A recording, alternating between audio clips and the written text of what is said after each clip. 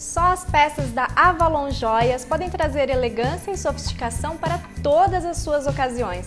A Avalon Joias é a melhor maneira de comprar semi-joias online com segurança e qualidade. Temos conjuntos, colares, anéis, brincos e uma variedade de acessórios que você vai adorar, é irresistível. Eu estou usando o meu sempre, agora só falta você. Para comprar é fácil, basta acessar www.avalonjoias.com.br. Eu espero a sua visita.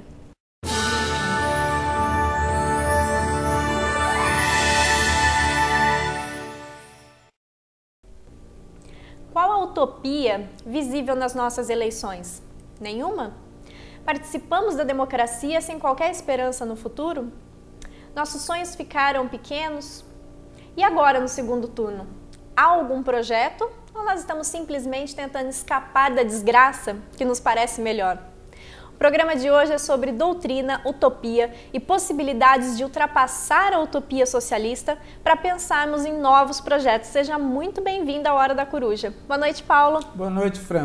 Acho que é importante a gente conversar sobre isso agora, no momento pós-eleições de primeiro turno. Muita coisa já ficou decidida neste primeiro turno, muitos governadores já foram eleitos, a gente já tem os senadores, os deputados estaduais, os deputados federais, e, na verdade, uma reviravolta nas eleições no que diz a questão dos presidenciáveis, né? A gente esperava um segundo turno Marina e Dilma, de última hora veio uma pesquisa dizendo que daria Dilma e Aécio, e se concretizou com uma margem ainda bem pequena, né?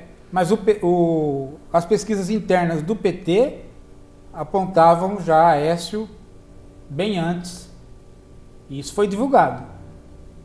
Você fala que foram as pesquisas internacionais que eles pediram de... Os dois partidos pediram pesquisas internacionais. Sei. E os pesquisadores internacionais davam um segundo turno a Aécio e Dilma. E a pesquisa internacional, que agora está sendo divulgada, só pelo Aécio, obviamente, dá já na próxima semana um empate. Quer dizer, vai correr, dependendo de como a Marina se comportar, se ela fizer mais besteira do que ela já fez, e a tendência é ela fazer, exigindo do Aécio mais do que ele pode dar, ela vai ser o fiel da balança, não só para ganhar, mas para perder também. Dependendo de como ela entrar na negociação, ela vai ser a fiel da balança, porque está dando empate. Essa semana é a semana definitiva para que os partidos façam as alianças, né? Quer dizer, com todo mundo que perdeu. Então, o PV pode entrar nessa. Eu acho que corre. Eu fico pensando, a Marina já deu um indício de que seria pró-Aécio. Sim, parece que ela já estava... E a Luciana Genro, que seria pró-Dilma. Porque dessa vez os partidos pequenos não vão poder firmar posição, né?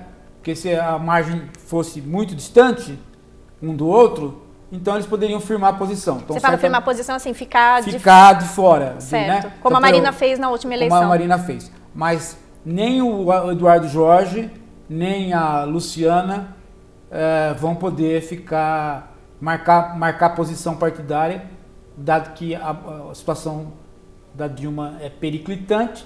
Então os partidos mais à esquerda, mais progressistas, vão tender a fazer vista grossa com o PT, né, e se aliar por conta das conquistas sociais, por conta, enfim, de que o PT ainda é um partido de esquerda, queiramos ou não, né, porque esquerda e direita... É isso que eu ia falar, ficou agora, na verdade, no final das contas, ficou uma disputa entre esquerda e direita, Sim, querendo ou não. Esquerda e direita, as pessoas precisam entender que não é posição absoluta, é posição relativa, né? Então, essa eleição jogou o PT mais à esquerda, né? E só não jogou o Aécio mais à direita porque surgiu a Marina. É verdade. Então ele teve que maneirar, né? Mas você viu que no último debate o candidato mais à direita ficou de levantador, né? Ficou. Para ele cortar o tempo todo, que foi o pastor Everaldo, que deve ter recebido aí o seu quinhão, né? Não é possível que ele estava com 4% dos votos, de repente ele entrega de bandeja, né? E sendo pastor, tudo pode ser pensado sobre ele, né? Exatamente. E qual que você acha que vai ser o papel agora do socialismo, na verdade? Então, esse que é o problema, eleições, né? Quer dizer, nós estamos aí, pelo menos eu, né? Mas muita gente, desde o final da União Soviética, nós estávamos sempre pensando para onde vão as energias utópicas. Né? Para onde vão as energias utópicas em um sentido contemporâneo da palavra, né? Não no sentido clássico. Porque no sentido clássico, utopia não se realiza. Né? Agora, no século XIX, utopia casou-se com o pensamento histórico, então a utopia deixou de ser uma utopia, ela passou a ser um projeto relativamente razoável de realização. Que o Engels deu o nome de utopia científica. Não, o Engels mantém o título, utopia, velho. Socialismo científico contra o socialismo utópico. Por quê? O socialismo utópico é utópico mesmo. Né? Ele continua dentro das utopias clássicas, ou seja, dentro lá do parâmetro da utopia do Thomas More, que nunca não é feito para ser realizado. Sim, é feito para contradizer o que está sendo normalmente é um sonho mesmo, efetivamente é sempre um sonho. Tanto é que a característica das utopias, para garantir que ninguém vai tentar realizá-las, as utopias todas são muito detalhistas, desde o Platão. Aquele sistema de tirar os filhos do Estado e fazer com que os filhos não saibam quem são os pais, no Platão, é altamente complexo, de maneira que você não pode realizar. E a mesma coisa para a utopia, para a Cidade do Sol, né? Do Campanella, para a Cidade de Deus, do Santo Agostinho. São construções utópicas tão complexas que elas fazem com que aquilo não possa ser realizado. Mas isso é proposital. É uma maneira do pensador evitar que apareça um pedagogo, que apareça um político tonto. E queira colocar na prática. E que queira colocar na prática. Então ele faz de uma maneira complexa, que é para não colocar na prática, porque a utopia não é para isso. Né? Agora, no século XIX, as utopias, primeiro elas foram rechaçadas. Não, elas não são historicamente viáveis, então elas são rechaçadas. E é nesse caminho que vai o Engels. O socialismo científico pode ser realizado, porque está de acordo com as leis da história, né? E o socialismo utópico não pode ser realizado porque ele é efetivamente utópico mesmo, né? Mas isso daí dura muito pouco, porque logo em seguida a ideia de utopia passa a casar com o pensamento histórico, de modo que a utopia perde o seu caráter utópico e passa a ter um caráter de projeto de futuro, viável. Então aí tem que se descobrir qual teoria política e qual teoria histórica é necessária para realizar aquele projeto. E aí a palavra vai ganhando uma outra conotação, até o ponto de hoje ela significar um ideal, né? Mas não significa um ideal não realizável, significa um ideal. E é nesse sentido que as pessoas que hoje falam em utopias. O problema é exatamente saber, né? Se o chamado socialismo continua sendo esse ideal, ou se não, né? Ou se com o fim do comunismo real, há 20, 30 anos atrás, já, 1989, né? Se agora, criada uma outra geração, uma geração que já nasceu sem ter visto o socialismo real, se essa geração ainda tem esta utopia ou se ela tem outra. Olha, ou se ela não tem nenhuma. Eu separei um vídeo da Luciana Genro, em que ela está falando exatamente sobre a questão de utopia. Ela é perguntada sobre isso, né? E aí ela responde sobre a utopia. Eu vou pedir para o Fábio colocar para a gente assistir o vídeo da Luciana Genro. Em sua postura política, você demonstra ser um extremista de esquerda, se expressa muito bem e sempre atacando o governo, mas nunca considerando nada como suficientemente bom.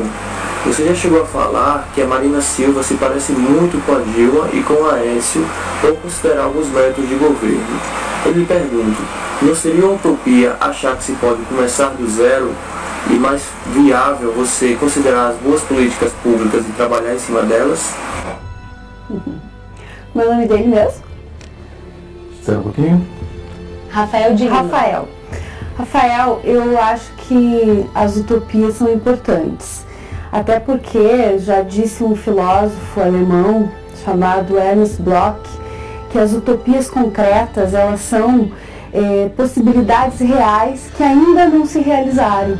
Então eu acredito que a gente tem que lutar pelas utopias. E eu não acho que seja uma utopia no sentido de ser impossível de acontecer, porque muitas vezes a gente usa a palavra nesse sentido, com certeza foi isso que tu pensaste.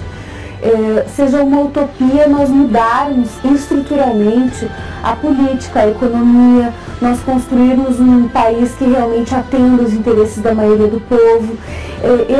Eu criticar o governo não significa que eu não reconheça que existem alguns programas que são bons. Eu mesmo tenho dito que vou manter e aumentar os gastos com o Bolsa Família, por exemplo, que é um programa bom, porém insuficiente. Eu tenho dito que eu sou radical, né, e o PSOL é radical, não no sentido de ser intransigente, de não saber dialogar, mas no sentido de ir à raiz dos problemas, de não se contentar apenas com paliativos, mas querer mudar estruturalmente essa injustiça que nós temos no Brasil. E ela continua, você vê, ela fala de uma utopia, de um tipo de utopia que você pode realizar, colocar em prática. Ela conseguiu trazer o termo para aquilo que eu estava dizendo, né? Uhum. Aquela evolução que houve do termo. O termo deixa de significar utopos, lugar nenhum, para significar um projeto realizável. Aí ela cita o Ernest Bloch, né, para falar de utopias concretas, que são essas utopias realizáveis, que são situações já posterior à morte do Marx. E posterior, inclusive, à morte do Engels. Já são situações onde a Revolução de 17 na Rússia ainda não aconteceu, porém, as utopias já estão ganhando esta nova conotação, que é o que ela usa aí. E, portanto, é uma fala, digamos assim, nada nova. É uma fala também do final do século XIX, começo do século XX. O problema maior dessas posições à esquerda que é o grande problema de todas as esquerdas e de todas as extremas direitas, que é o vanguardismo. Por quê?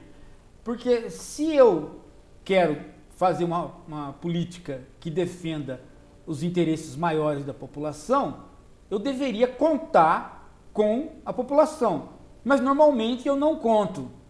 Né? Normalmente eu sou sempre minoritário. Então eu fico com um problema. Qual? Eu tenho que dizer para a população quais são os seus interesses maiores. E aí cria o vanguardismo, que é o quê? Né? A minha incapacidade de mostrar para a população que eu estou interpretando o que ela quer, sem que eu, na verdade, ponha na boca dela o que eu quero. É a dificuldade que você tem de ser representante. Uhum. Né? Eu acho assim, muito do que o PSOL faz aqui no país, eles foram eleitos como os melhores deputados e tudo mais, realmente, a gente conhece uns deputados do PSOL, eles são excelentes no ponto de vista da prática, mas do ponto de vista do discurso, tem ainda uma coisa atrasada um pouco. A gente conversou com o Gianazzi aqui, né? E a gente percebeu porque isso. Eles poder... Porque, por exemplo, eu vejo nessa fala, uma das outras perguntas depois que vieram para a Luciana Genro foi no sentido assim, olha, mas na prática, se vocês chegarem ao poder, você, Luciana, chega a presidente, você não vai ter maioria no Congresso para fazer votação. Como que você pode dizer que você vai conseguir melhorar o Brasil com novas leis, fazendo coisas diferentes, sendo que você não vai ter, né? Na prática, você não tem maioria no Congresso, como você vai fazer? Aí ela falou assim, eu não preciso ter a maioria no Congresso, por quê? Porque eu vou estar representando o desejo do povo. Então, quando eu for votar o desejo do povo, a manifestação do povo para que isso seja votado é tão grande, a vontade do povo de efetivar isso é tão grande que eu não vou precisar de maioria. Por pressão popular vai tudo ser aprovado no Congresso. Isso me soa como utopia. Não, isso não me soa como utopia, isso me soa como perigo.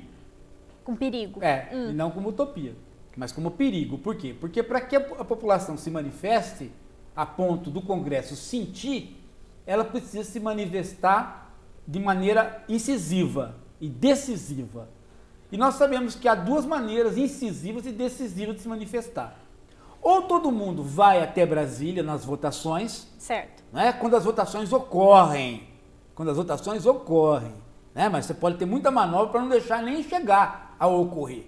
Mas vamos supor que algumas votações ocorram e você então mobiliza a população até Brasília. Como que se mobiliza uma população até Brasília? Se você é governo, você vai naturalmente, ou apoiar essa população ou a promover. Sim. Então você vai fazer o quê? O governo federal vai financiar ônibus para levar as pessoas até Brasília, vai baixar a passagem para as pessoas irem, vai se articular, prático você falar isso, vai se articular com os sindicatos, para que os sindicatos possam levar ônibus para Brasília. Por que eu estou dizendo isso? Porque para derrubar o Collor foi preciso essa articulação, foi preciso dos governadores estaduais, a população queria derrubar o Collor. Não é que houve um conluio das elites para derrubar o Collor. Não, a população realmente estava com o saco cheio e quem votou também. Uhum. O problema é que para fazer a pressão nele, precisou dos sindicatos, precisou dos partidos políticos e precisou dos governos estaduais para poder mobilizar, para poder fazer o comício. Então é a participação de quem? Dos governos ou do próprio governo. E isso pode soar para outra parte da população como sendo um golpe, como uma tentativa de revolução ou de golpe dentro do processo democrático. Então, peraí, então ela está falando isso? Ah, não, ela não está falando isso. Ela está falando outra coisa. Bom, a outra coisa pode ser pior. Qual que é? A outra coisa é você conseguir dominar o Congresso sem a pressão popular direta, mas indireta. Então, a população começa a se manifestar na rua, em todas as cidades, como já aconteceu, no ano e o passado. governo catalisa essa manifestação para uma fala como a da Dilma, quando ela foi atender, né? Que era o que? Não lembro, Paulo. Ué, a Dilma não foi atender as reivindicações populares? Várias coisas passaram no Congresso naquela época, E né? depois? Várias vezes que estavam voltaram atrás. Voltaram atrás. Como é que, então veja, como é que, né? Então a Dilma teria que fazer, né? Então veja, ela não precisou levar todo mundo para o Congresso. Ela Verdade. atendeu a população pela televisão. Sim. Só que foi realizado? Não foi. Se essa população estivesse organizada e continuasse a cobrar, o que o Estado brasileiro iria fazer? Ele iria deixar a organização crescer? Eu acho que não. Ou o Estado brasileiro, o partido do governo ia integrar a população e formar conselhos populares? Ou seja, uma revolução não a partir de Brasília, mas uma revolução a partir das capitais? Seria isso? Não sei. Bom, se é isso, também pode ser interpretado como um golpe dentro da democracia. Mas quando eu digo para você... Então, nos dois casos, a fala dela dá margem para que os setores conservadores digam, peraí, calma lá, no limite, você quer extinguir a democracia representativa. Ok? Não, você quer fazer uma democracia popular. No limite é isso que você está propondo. Aí eu quero colocar um terceiro... Tá? Vocês podem colocar essa crítica, mas eu quero colocar um terceiro ponto. No sentido que eu acho que ela quer dizer, no sentido assim, a população quer melhorias e ela está disposta a fazer isso. Então, os cidadãos, por eles mesmos, vão acordar de manhã, vão pegar um ônibus aqui em São Paulo com seu próprio dinheiro, vão até Brasília, vão lá no Congresso e falam, olha, vocês têm que aprovar isso hoje, deputados, senadores, porque nós queremos que isso... Quer dizer, o brasileiro é politicamente consciente e ele vai fazer isso por ele mesmo. Só que nós sabemos que isso não se dá de maneira individual, por quê? Não se dá porque de maneira nenhuma. as maneiras individuais de protesto, elas não canalizam para uma realização. Elas pulverizam, né? Elas pulverizam. Eu, aliás, gosto das manifestações pulverizadas e plurais. Pelo contrário, quando aconteceu em junho, nós viemos aqui no programa, né, e felicitamos as coisas. Lógico. Né? E não quisemos que ninguém fosse lá dominar as manifestações. Agora, vamos pegar um exemplo histórico que nós tivemos no Brasil de uma manifestação única em favor de um único objetivo, né, que foi a escravatura. A escravatura foi a Lei Áurea. Ele não teve revolução, mas teve manifestação popular e teve a mão do governo. Ok? E mudou. A mesma coisa a República. Então nós tivemos situações onde nós fizemos a mesma coisa para o fim da ditadura militar. Foram situações negociadas onde nós mudamos o panorama político do país, através de situações negociadas. Mas isso que ela está falando não é isso. Isso que ela está falando é toda e qualquer medida. Então, não é só uma coisa grande, são também coisas pequenas. Não se trata de uma mudança do tipo o fim da escravatura ou o fim do império para passar para a república, o fim de uma ditadura militar. Não, ela está falando em medidas de todos os tipos. Então pode ser uma reforma política grande, mas também pode ser pequenas medidas. Em outras palavras, num determinado momento, ela vai ter que optar entre governar através da democracia representativa natural, essa que nós temos, ou governar através de uma democracia representativa mista, com conselhos populares, com organizações populares, com sindicatos funcionando com poder, com um poder para além desse poder que até então possuiu. Os setores conservadores podem interpretar isso, e mesmo os setores não conservadores podem interpretar isso como sendo um projeto de traição da democracia representativa. Eu não tenho nada contra. Não tenho nada contra a traição da democracia representativa. Se ela não está funcionando, vamos pensar numa coisa melhor. Mas o que eu estou dizendo é que a interpretação dos outros setores pode ser isso. Eu entendi. Né? Que é uma coisa então, perigosa. isso significa o quê? Significa que nós voltamos ao velho problema. Né? O qual? O problema de todos os partidos de vanguarda. Eles não são maioria, no entanto, eles querem governar em nome de uma maioria. Porém, os ideais que eles colocam para esta maioria não são os ideais que essa maioria diz que quer. Então você tem que ter o quê? Você tem que ter um processo de interpretação. Você tem que estar falando para aquela maioria que aquilo que você está propondo é o que ela quer. E isso pode soar autoritário. E muitas vezes soa autoritário. Muitas vezes o cara fala assim, peraí, calma lá. Eu quero Bolsa Família, mas eu não quero Bolsa Família junto com o socialismo que você quer. Se você quiser me empurrar o socialismo junto com o Bolsa Família, eu vou dizer que você é autoritário.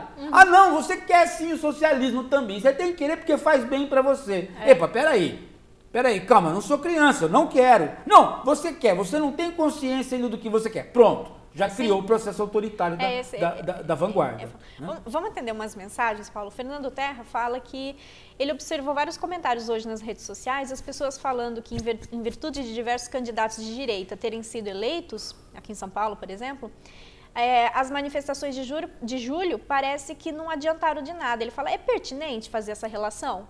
Não, é uma grande bobagem isso, porque as relações de julho não são... As manifestações de julho não são manifestações canalizadas para uma medida. Elas são manifestações que começam com o passe livre e depois elas se distribuem, né, para todo e qualquer tipo de insatisfação. Tinha cara na manifestação falando que queria reforma agrária, tinha outro falando que queria educação. Tinha outros falando que queria fazer sexo com a Dilma. Tinha outros como eu falando que queria fazer sexo com a Dilma. E tinha outros que simplesmente queriam a pena de morte. Né? Que teve manifestação de todo tipo. Tinha desde a classe média com filhos até o Black Bloc, que quer o final do Estado. Sim. Né? O fim do Estado. As pessoas tentaram destruir as manifestações de todo lado. Tanto é que o PT ficou praticamente dividido, ficou numa situação complicada. O PSOL tentou entrar na manifestação, não deixaram. Né? A Marilena Chauí saiu na televisão falando mal da manifestação, depois não, né? Os setores conservadores, como o caso do Pondé, começaram a ter chilique na televisão. Quer dizer, ficou todo mundo... Então não podia... Esse movimento não tem que canalizar para lado nenhum mesmo. Ele não tem essa característica, ele não tinha essa característica. E, aliás, no mundo todo ele foi assim. Em todos os lugares. Tanto é que tem aí uma... Não sei se você pegou uma coisa que eu passei para você. Você pegou o vídeo do Manuel Castells? Peguei, eu ia falar agora, que então, eu acho que é um vídeo ele que faz mais uma análise representa... das manifestações desse tipo eu também no acho. mundo todo. Não tinha pensado conforme o que ele falou, eu achei que foi o melhor vídeo, a melhor explicação sobre essa questão das manifestações. Eu separei o vídeo, eu trouxe aqui pra gente assistir. Vou pedir pro Fábio colocar, é o vídeo do Manuel Castells, por favor, Fábio. Que provoca la indignación y que entonces, al sentir la posibilidad de estar juntos, al sentir la posibilidad que hay muchas personas que piensan lo mismo fuera del marco institucional, entonces surge la esperanza de que se puede hacer algo distinto, que no se sabe, pero seguro que no es lo que hay, seguro que es otra cosa, porque lo fundamental, les recuerdo, es que los ciudadanos del mundo, en su gran mayoría, no se sienten representados por las instituciones democráticas. No están contra la democracia, no es la vieja historia de la democracia real y la democracia. No, están contra esta práctica de democracia que consiste en que la clase política se apropia de la representación y no rinde cuentas en ningún momento. Y que justifica cualquier cosa en función de los intereses que realmente interesan al Estado y a la clase política, es decir, los intereses económicos, tecnológicos, culturales, a los que sí tienen respeto. No respetan a los ciudadanos, y eso es lo que sienten los ciudadanos. No digo, no es mi opinión, yo digo, eso es lo que los ciudadanos piensan, que a ellos no los respetan. Y entonces, cuando hay cualquier pretexto que pueda unir una reacción colectiva, ahí se concentra todo lo demás. Ahí sale toda la indignación sobre todos los motivos que cada persona tiene con respecto a la forma en que la sociedad en general, pero representada sobre todo por las instituciones políticas, les trata. Todos estos movimientos, como los movimientos sociales. É interessante, né, que você vê o que ele fala. Quer dizer, as pessoas, no final das contas, elas não se sentem representadas pela democracia. Então, quando surge uma oportunidade, elas vão lá para se manifestar individualmente. Sim, mesmo. ele está falando de processos internacionais que vieram acontecendo nesses anos todos, né? Desde a Primavera Árabe até as manifestações anticapitalistas, né? dos vários ocupais. Né? Ah, sim. Ele está falando de todos esses movimentos, ele está dizendo exatamente isso. Não tem uma característica comum, o que tem é uma posição de insatisfação com a democracia representativa. Mas não que você queira abolir a democracia representativa, mas você tem uma satisfação contra a democracia representativa por uma razão classicamente estudada pelo Weber, quando estudou as instituições burocráticas. O Weber foi um dos primeiros a mostrar que as instituições, as grandes burocracias, inclusive o Estado democrático, inclusive o parlamento, não só o hospital e a escola, mas inclusive o parlamento e os próprios partidos políticos, num determinado momento, a finalidade deles não é mais aquela pela qual eles foram criados, mas a finalidade deles é apenas poder existir. Então, a chamada classe política, né, nessa terminologia não marxista, você pode falar em classe política, você pensa o quê? A classe política começa a funcionar corporativamente. Ela aprova leis para ela própria, independente das suas diferenças internas, ela sobreviver. E ela vai com isso desrespeitando os seus votantes, os militantes dos partidos, os votantes e a população em geral. E aí você tem o quê? Você tem um descolamento da classe política com a base. O resultado é esse aí. Toda vez que existe uma insatisfação que possa unir as pessoas, elas se unem em torno daquela reivindicação contra todos os políticos. E isso é um fenômeno mundial que está ocorrendo, que ocorre, inclusive nos países mais democráticos. Então, aí falando sobre isso, vamos falar sobre um fenômeno que surgiu durante essa eleição, que foi o Eduardo Jorge. Então, eu tenho duas perguntas sobre ele, que é o Rafael Augusto. Pergunta se você acha que o Eduardo Jorge se tornou mais atrativo por escapar desse media training e da mesmice do marketing.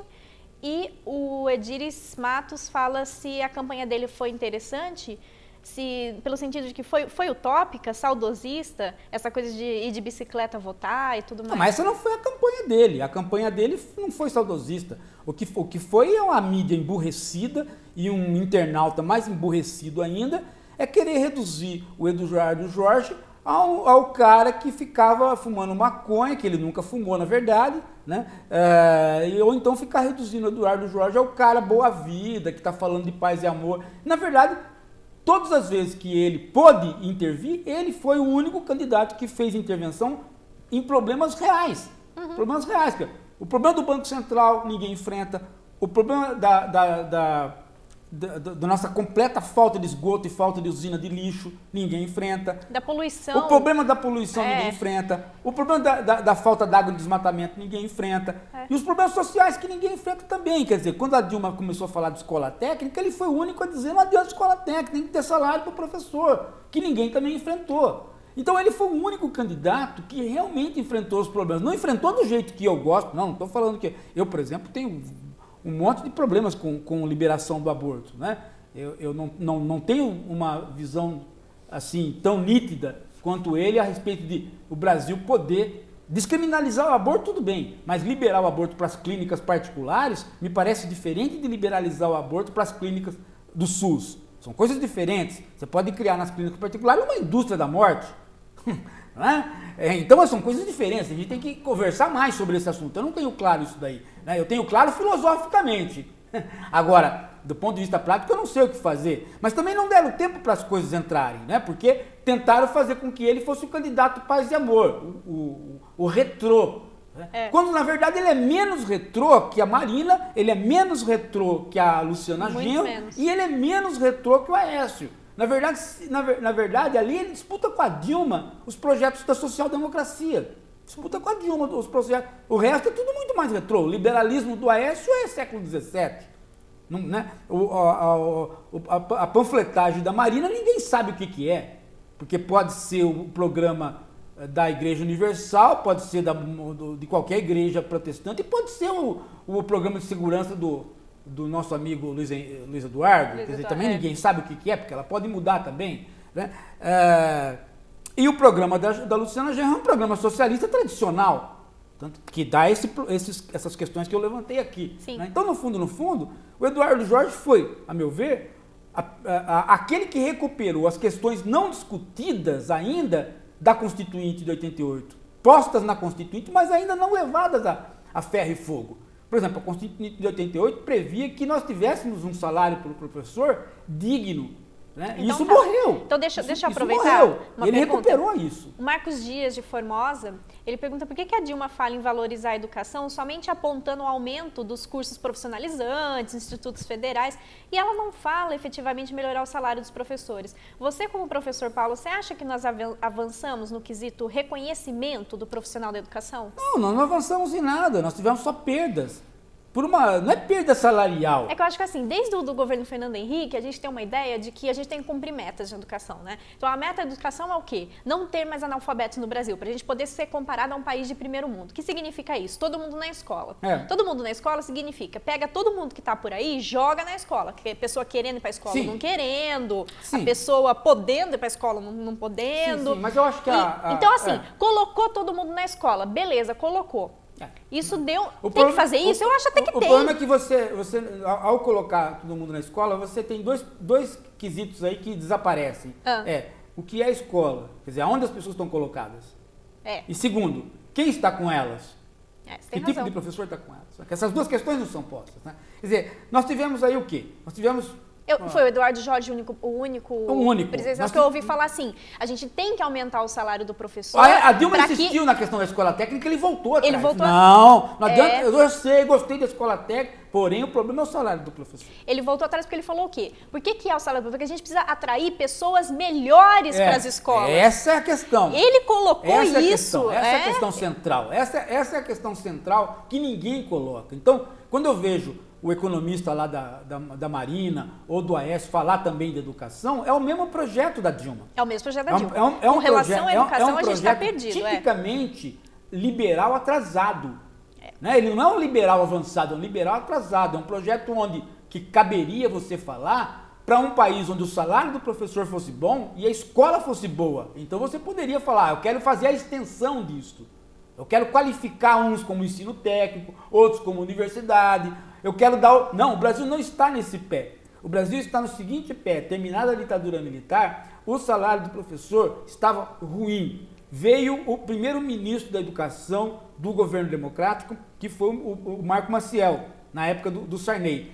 Ele fez um projeto, a partir do chamado Dia D da educação. Ele fez um projeto do qual eu participei e do qual saiu aquela coleção Magistério, que seria entregue gratuitamente para cada escola normal em nível médio. Dali para frente nunca mais se fez nada, Fran. Nunca mais se fez nada. Se destruiu a escola normal, não se terminou aquele projeto porque aquele governo entrou por uma espiral inflacionária que não permitiu que aquele governo terminasse direito.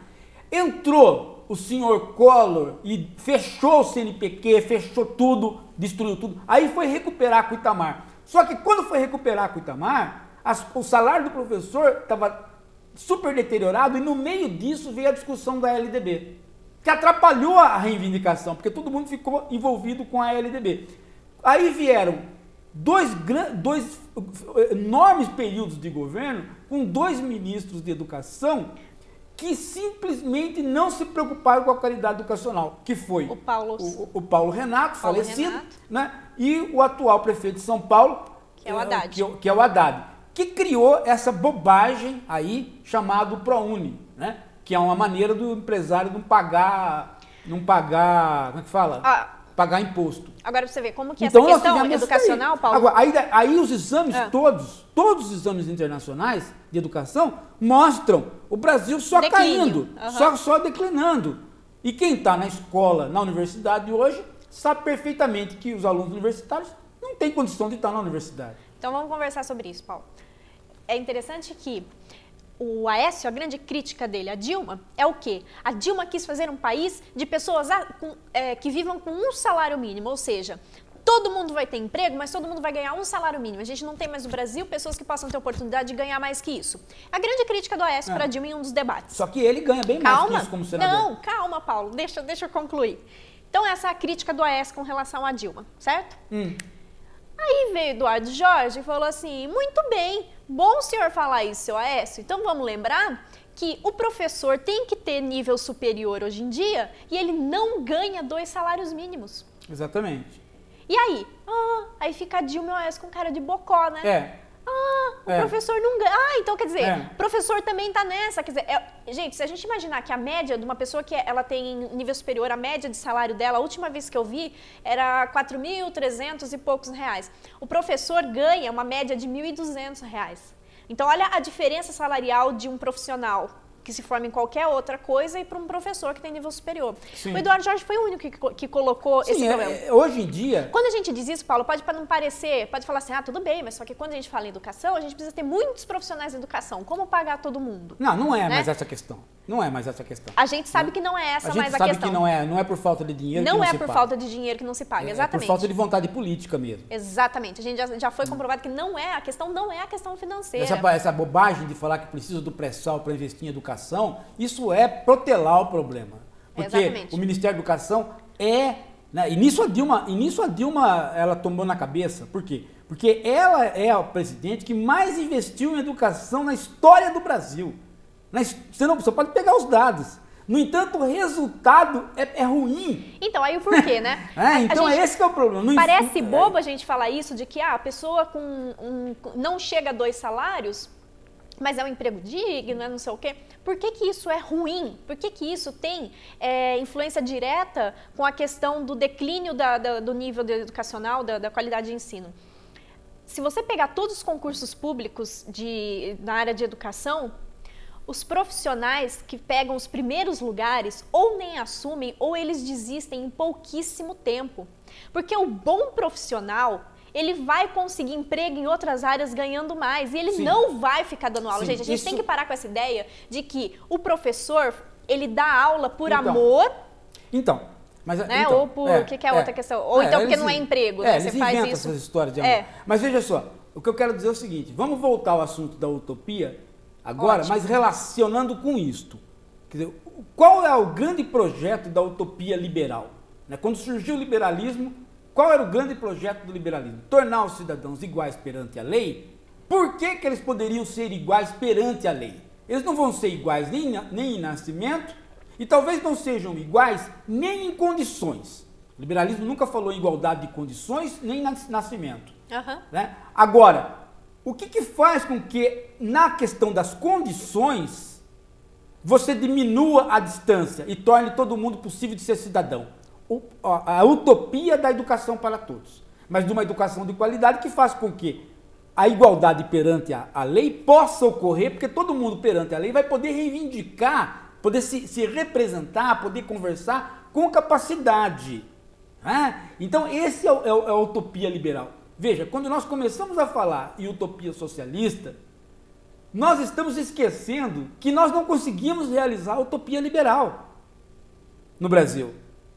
Então, os liberais nossos são liberais traidores.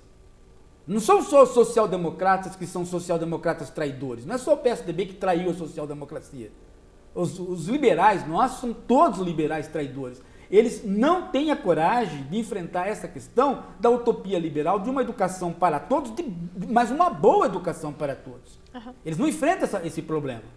E a nossa sociedade, ela também parece ter se acomodado a uma situação ruim. Uhum. Né? Você percebe isso pelo fato de que a nossa sociedade aceita certas coisas, que o grau de civilização, o grau de aceitabilidade dessas coisas, fora do contexto político, não passa. Por exemplo, a cidade de São Paulo não aceita que se suje a cidade de São Paulo a ponto de entupir os esgotos, porque a cidade de São Paulo já está consciente de que entupir os esgotos é um problema muito grave para a cidade de São Paulo. No entanto, a própria cidade de São Paulo aceita que os políticos sujem a cidade de São Paulo a ponto de entupir os esgotos. Então você veja como é problemático, como a sociedade é condescendente para com a esfera política nossa. Ela é pouco condescendente para nós mesmos, mas ela é condescendente para com a esfera política. Ela é tão condescendente para com a esfera política que ela permite que ela elege muitas vezes... É isso que eu ia falar. Né? Ela elege muitas vezes pessoas que desconsideram algumas coisas que essa sociedade considera muito. Né? É uma sociedade condescendente com o poder político. O que faz com que também seja uma sociedade que reaja esporadicamente, porque a hora que dá a gota d'água, ela reage. Ela explode e reage, né? Dessa forma mesmo. O Vitor, já que a gente começou a falar sobre isso, sobre educação, o Vitor Pereira já perguntado o que tem sido posto para além da democracia, né? O que surgiu de novo aí para que a gente possa pensar? Olha, durante os Horas da Coruja que a gente fez aqui, nós fizemos vários sobre utopias alternativas, não é? Quer dizer, nós falamos muito sobre nações onde a doação e o solidarismo têm importância. Por exemplo, sociedades que o Sloterdijk chama de energias timóticas, que vem do timos, não é? Uhum. De você ter orgulho e identidade com uma causa, então você fazer doação para aquela causa. Nós nunca cultivamos isso no Brasil. Nós não cultivamos uma sociedade timótica, uma sociedade onde o timos seja importante. De você falar assim, não, olha, eu me identifico e tenho orgulho, né? Porque o orgulho vem do timos, né? A coragem, o orgulho, né? O ressentimento também, né? Mas a identidade timótica é a que motiva as pessoas. Então, uma sociedade timótica é uma sociedade onde você possa se identificar com certas causas e, por se identificar com certas causas, você põe uma quantidade de dinheiro ali sem que você precise montar uma ONG e pedir para o Estado dar dinheiro. É isso que eu ia falar, que é o que acontece aqui, né? Mas... Você vai assim, uma reunião, um grupo de pessoas que se reúne e tal para fazer esse solidarismo, ele precisaria ser incentivado.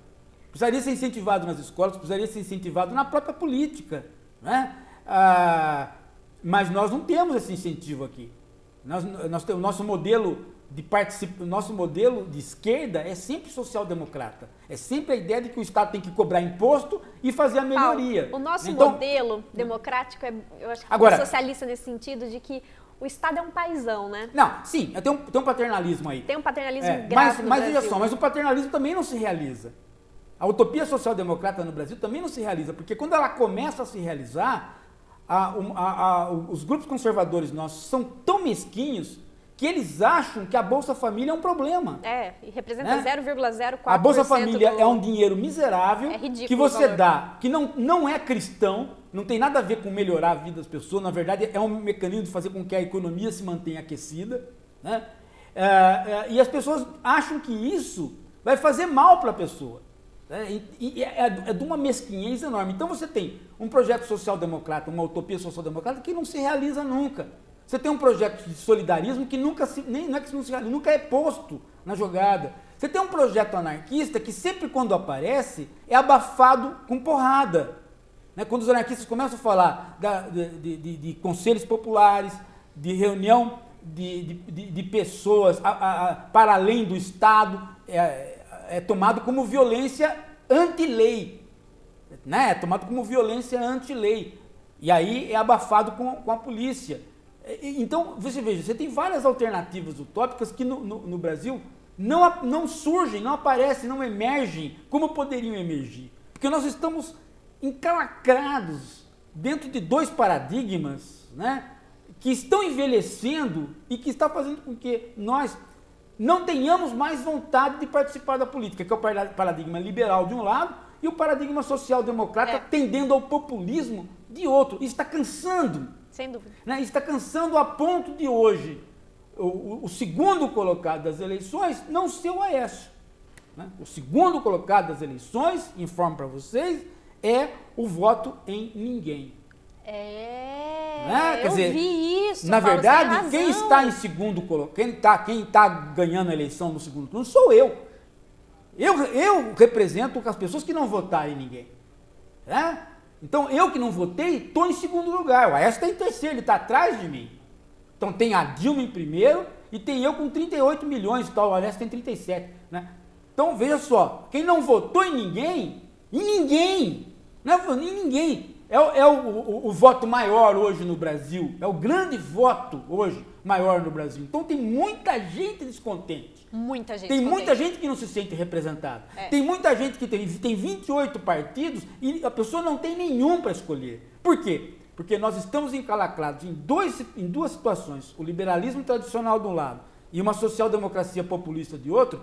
Os dois regimes estão insistindo no caciquismo político. Os dois regimes estão insistindo em não deixar com que a população participe e oferece de cima para baixo um cardápio pronto de candidatos. E de propostas. Sim, e de propostas. E nós vamos aprofundar isso. As próximas eleições vai ter mais gente votando no ninguém. E se ultrapassar o número de pessoas que votam? E vai ultrapassar. Vocês vão assistir isso, vão se lembrar que eu falei, isso não é discutido, né, Paulo? Ninguém discute essa questão. Ninguém abre a boca para mim sobre isso. Ninguém. Quando eu vi os números, eu falei assim, será que eu estou vendo errado? Os números são assustadores. Eu achei estranho, porque eu falei assim, não é possível, né? Por que eles são assustadores? Porque eles são muito maiores do que no tempo da ditadura militar. Quando nós votávamos só para prefeito do interior, não votávamos para prefeito da capital, nem para governador, nem para presidente, nós tínhamos uma participação maior. Quer dizer, o povo estava mais envolvido em participar durante a ditadura militar do que nós estamos agora na democracia. Por quê? Porque a democracia nossa está com um modelo duplo cansativo. Né? E é bobagem a dona Marina falar que ela apresentou algo novo, porque ela apresentou algo muito mais velho do que está aí. Né? Tanto é que ela vai apoiar, parece que vai apoiar o Aécio, você vai entrar por um liberalismo tradicional. O liberalismo do Aécio, ele é tradicional. Ele é um liberalismo é um liberalismo tão ruim que ele não prevê mecanismos de intervenção estatal que qualquer liberalismo já prevê. Né? Então, é ruim. E a social-democracia que o PT oferece, ou que o PSOL oferece também, né, são regimes de cima para baixo. Uhum. São regimes que oferecem uma coisa para você comer. Olha, toma, é gostoso, come. Ah, mas eu não gosto. Não, experimenta. Não faz bem para você. Né? Faz bem para você, por quê? Não, tem vitamina para você, né? Que é a velha história da vanguarda. Uhum. Né? O cara te dá uma coisa, você fala que não quer, ele fala que você é inconsciente. Você não tem consciência, você não é politizado. Porque o bom seria você aceitar. Paulo, o Marcos, a Alice, o Douglas, o Matheus, eles estão falando sobre essa polêmica que teve nas redes sociais logo após as eleições, de culpando os nordestinos por terem votado na Dilma e a Dilma ganhar em praticamente todos os estados nordestinos. Né? Nós temos que ter um cuidado com rede social, né? Rede social e internet, de modo geral, é para escolarizado e para escolarizado que participa de movimentos ideológicos e doutrinários. Está envolvido em movimento doutrinário. Uhum. É a mesma coisa que você pegar uma pessoa que... Tem muita gente que pegar uma pessoa que fica tendo informação todo dia e achar que ela, por conta de ter informação todo dia, né, ela é mais esclarecida do que aquele que tem menos informação. Muitas vezes ela é apenas mais ideologizada. Vou citar um exemplo. Certo. Você fica o dia inteiro... Os motoristas de táxi sempre foram acusados de serem conservadores. Né? Por quê? Porque eles tinham excesso de informação, mas informação de que tipo? A informação radiofônica. E o que é a informação radiofônica? É um monte de gente com programas igual ao esses de sangue aí, de policial, né? Que fica querendo matar pessoas. Né? Então, o cara está tendo informação, mas ele está tendo informação sempre do mesmo tipo e 24 horas por dia. Então ele é um cara super bem informado, mas ao mesmo tempo super ideologizado. Aí ele chega na casa dele... A esposa dele não escuta rádio e às vezes nem vê TV. E ela é obrigada a fazer o quê? Ela é obrigada a fazer as contas da casa. Então ela muitas vezes é muito mais pragmática e menos ideológica do que ele. Então ela é muitas vezes muito mais capaz de entender o que é que está pesando no bolso para a família do que ele. Então muitas vezes a mulher dona de casa que faz as compras sabe onde está o calo apertando, enquanto que ele vai se dirigir muito mais pelas ideias moralistas de matar bandido, não matar bandido, entendeu? Entendi, certo. Então é isso que a gente precisa ter cuidado. A rede social, a internet, ela ainda está no nível do rádio, ela ainda está cruzando muitas pessoas que são foco de ideologia barata. E isso explicaria, então, esse crescimento dos conservadores no Congresso Nacional? O Danis Reis pergunta. Bom, os conservadores cresceram agora no Congresso Nacional, já é mapeado isso, já é evidente, o Congresso Nacional vai ser um Congresso mais conservador, porque nós estamos com 12 anos de políticas relativamente progressistas. De esquerda. Então é natural que o antipetismo tenha sido criado. Né? É natural que o antipetismo tenha sido criado nesses 12 anos. Por quê? Você fala assim, é natural por quê? Bom, é quase natural. Por quê? Porque o PT poderia ter evitado o antipetismo. É que o PT não conseguiu evitar um dos problemas que o PSOL não sabe resolver. Qual? Como fazer com que você, eleito, o Congresso vote as coisas progressistas? O PSOL está falando que ele consegue através de população na rua. O PT pegou uma outra via. Ele pegou a maldita via do mensalão. Eu compro o congressista. Você compra o voto. Né? Eu compro o voto. O PT aprendeu isso com quem? Aprendeu com a direita. Por quê? Porque o Fernando Henrique já fazia isso, os coronéis já faziam isso. Mas o PT fez isso de uma maneira muito ostensiva. Ele pegou dinheiro do governo, canalizou para um negócio chamado mensalão e a partir daí, esse foi o grande passo em falso. Ele tirou toda a força moral da esquerda brasileira. Toda. Ou seja, ser de esquerda passou a ser, para muitos brasileiros de esquerda também, não só os de direita, para muitos brasileiros não conservadores, passou a ser alguém que fala uma coisa e faz outra. Ou seja, perdeu a aura, o PT perdeu a aura. E dali para frente, os sucessivos casos de corrupção no governo Lula e no governo Dilma começaram a crescer de tamanho. Ou seja, aquilo que em outros governos passaria de segundo plano, nesses governos cresceram de tamanho por conta do PT ter perdido esta aura. Né? Perdeu a aura a ponto de um dos únicos candidatos efetivamente que nunca tiveram um grão de acusação perder a eleição esse ano. Suplicy. Como o caso do Suplicy. Que é o que o César Marques está perguntando agora, falando sobre esse caso do Suplicy. Então, ele pagou como um dos melhores senadores do país. Eleito como um dos melhores senadores. Ele pagou um preço alto por ter ficado numa esquerda que não consegue mais ter moral para falar que é esquerda, porque tem os pés enfiados em sucessivos casos de corrupção que os outros também têm, mas essa esquerda não tinha. Ela não podia ter perdido esse cacife moral. Né? Quer dizer, quem lembra da comemoração do Lula no segundo mandato, lembra que não houve comemoração. Não. Lembra que ele ganhou sem comemoração. A primeira, né, quando ele ganha, um mar vermelho então, assim, de pessoas. Isso faz com que a cada ano que passou, mais gente de esquerda pudesse ficar calada diante de qualquer acusação dos conservadores. Certo. Por quê? Porque perdeu vontade racional de fazer a defesa de um governo que não tem defesa. Né? Foi isso que aconteceu.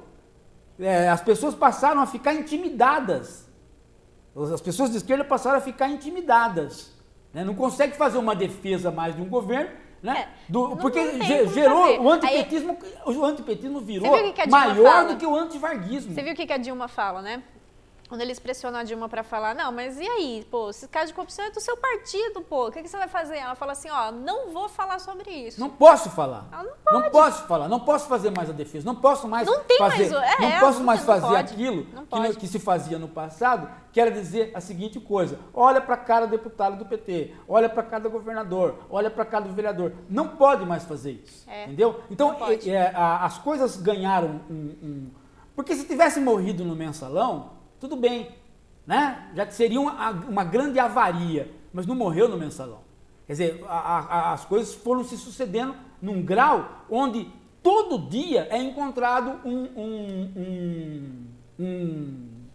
é que chama lá? O Gregório, né? Todo dia você encontra um Gregório. Todo dia. Né? É. Um Gregório, No o caso guarda-costas que do Vargas. de longe já ganhou...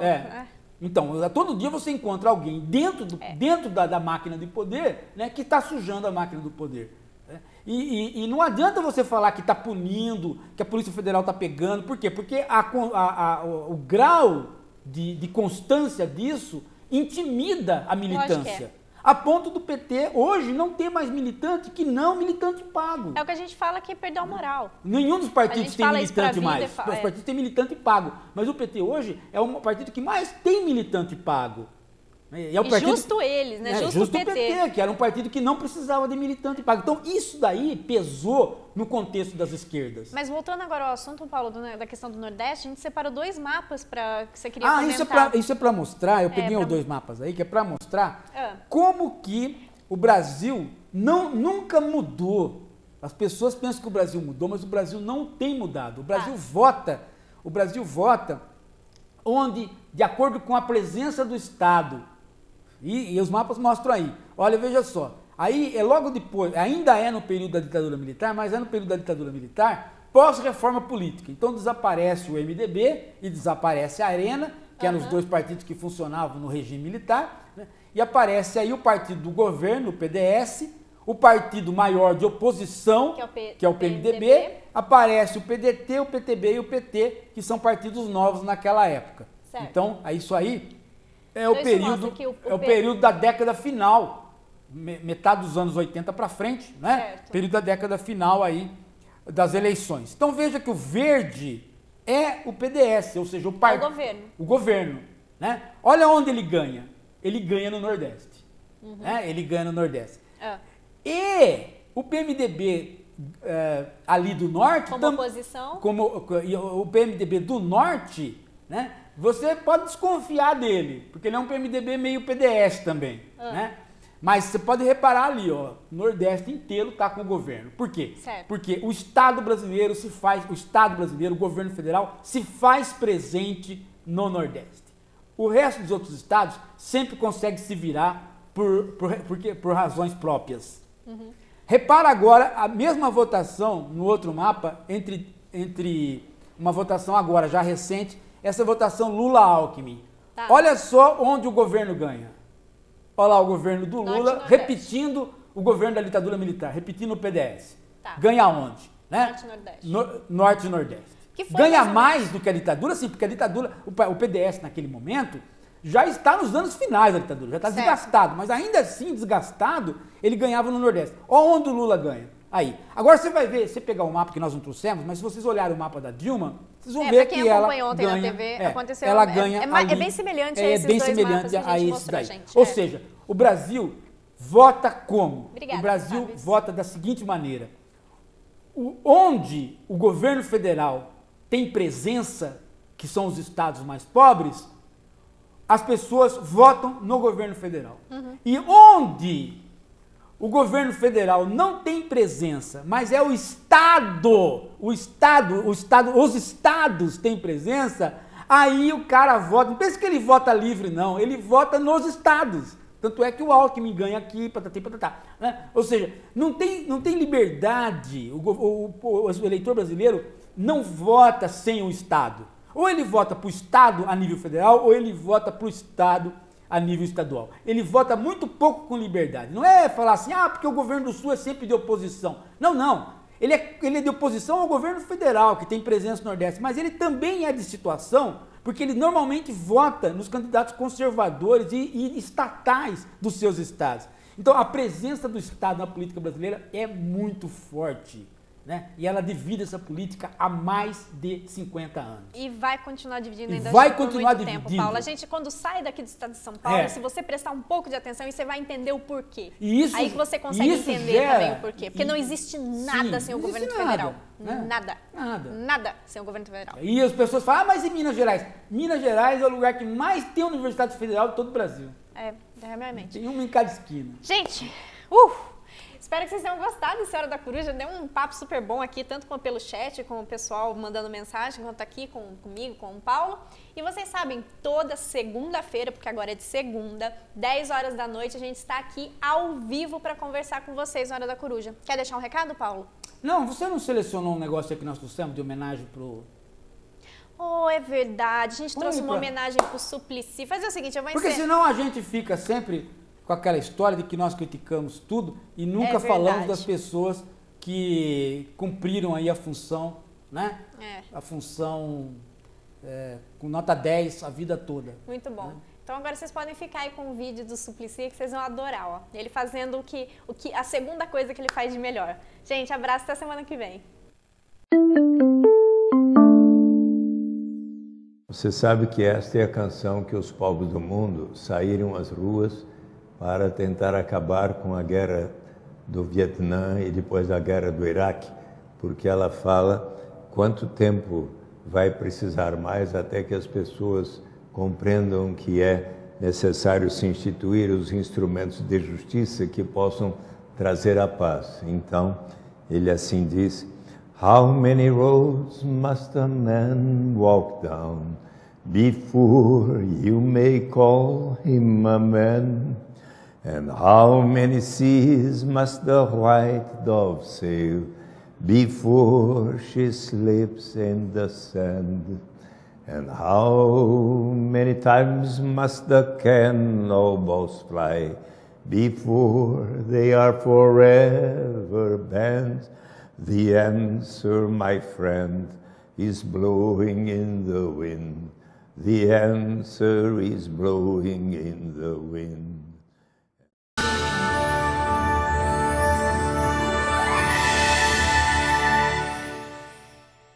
O Hora da Coruja terminou aqui, mas os seus estudos não precisam parar. Você pode adquirir o novo livro do filósofo Paulo Giraldelli Jr., A Filosofia como Crítica da Cultura.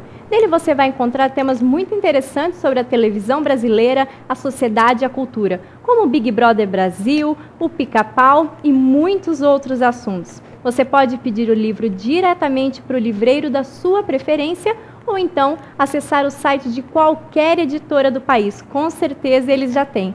Só falta você ter esse livro, não é mesmo? Então compre já!